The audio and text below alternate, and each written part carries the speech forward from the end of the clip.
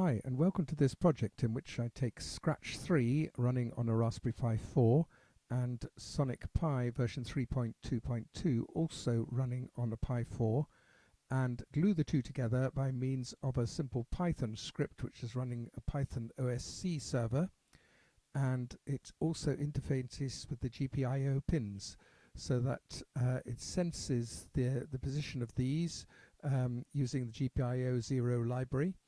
And when a pin changes, it sends an OSC message to SonicPi, which receives it and uses it to decide what to do. I've got two programs playing on SonicPi, which I can select by simply commenting or uncommenting two sections of text. The first one is a simple program which simply detects a pin and chooses an appropriate note using the DSAW synthesizer to play it. And with care you can use the keyboard here in order to select the notes to play. So the first thing we need to do is to start the server going down here, the Python OSC server, and that is running, and it's running on the local machine 127001, as is SonicPi, and it sends information to SonicPi on port 8000. It is possible to have SonicPi running on a separate machine. Obviously you need to have the scratch3 running on here because you need to have the GPIO pins associated with it. But you can then send the output from the Python server to SonicPi running, for example, on a Mac elsewhere. But for the moment we've got them all on the same machine. It does slow things down slightly, particularly with the screen recorder, which I've also got running, so it's quite difficult to play this because of the latency, which is not great at the best of times, but is with Scratch, but is particularly difficult under these circumstances. But let's give it a whirl, at any rate, and see. We'll start the SonicPi program playing. That's already going. We'll check that this is going too. There we are. And now if I play a note, you can hear it.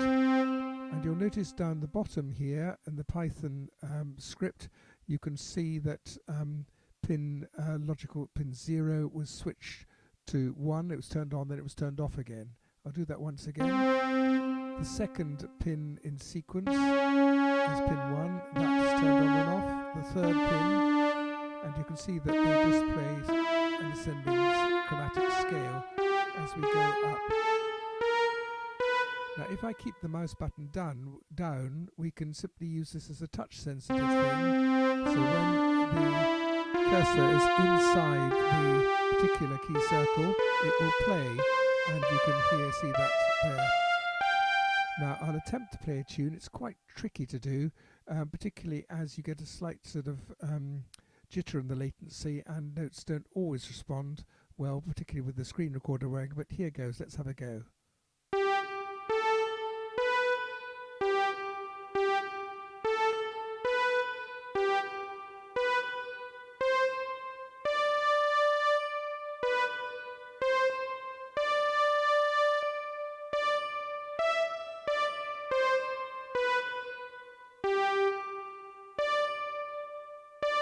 Sorry.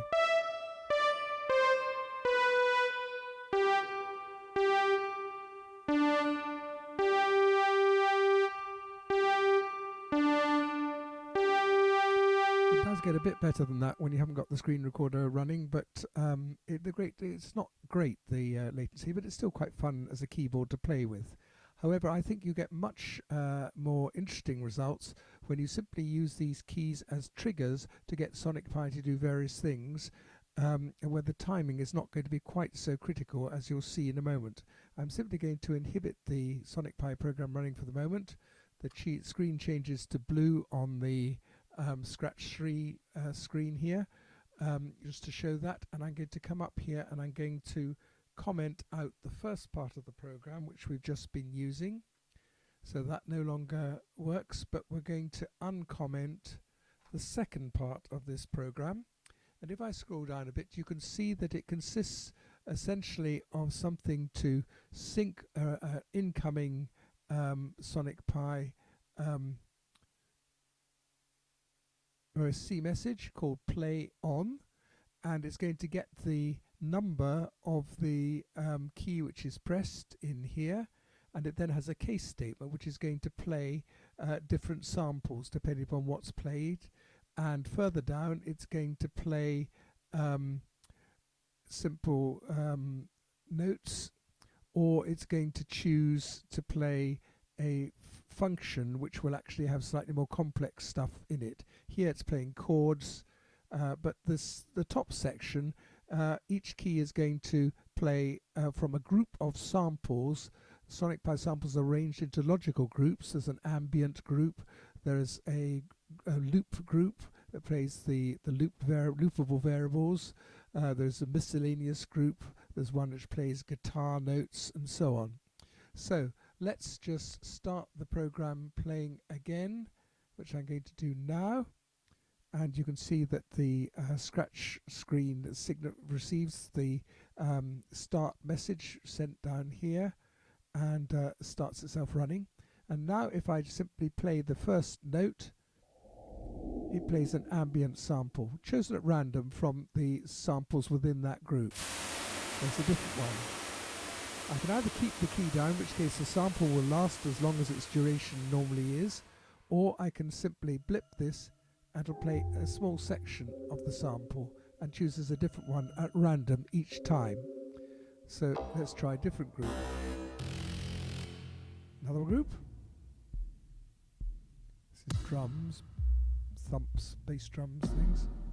This one is the drum lot, which has got cymbals and snare drums and stuff in it.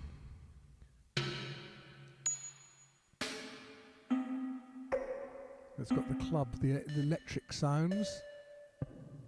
Not sure what this group is, I can't remember offhand. That's the guitar notes. This is the loopable samples.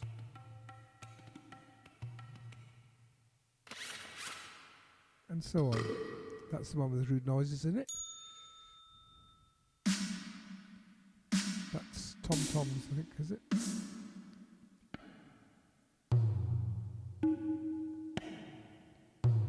This one's the final one, which is the vinyl noises.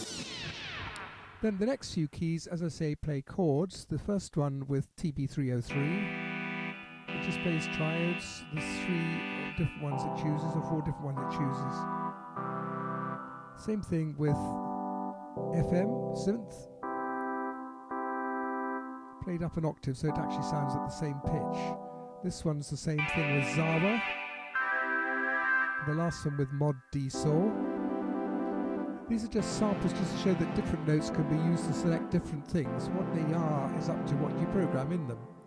These ones each select a function which runs a live loop or 2 live loops inside it, and when you release it, there is a flag which will kill off the live loops inside the function. First one is just the TB303 playing notes to the pentatonic minor scale over 3 octaves, selected at random. And the last one is tom-tom rhythms, oscillates between the 2 speakers. So, where you get fun is when you just move around these and produce all sorts of weird noises and functions.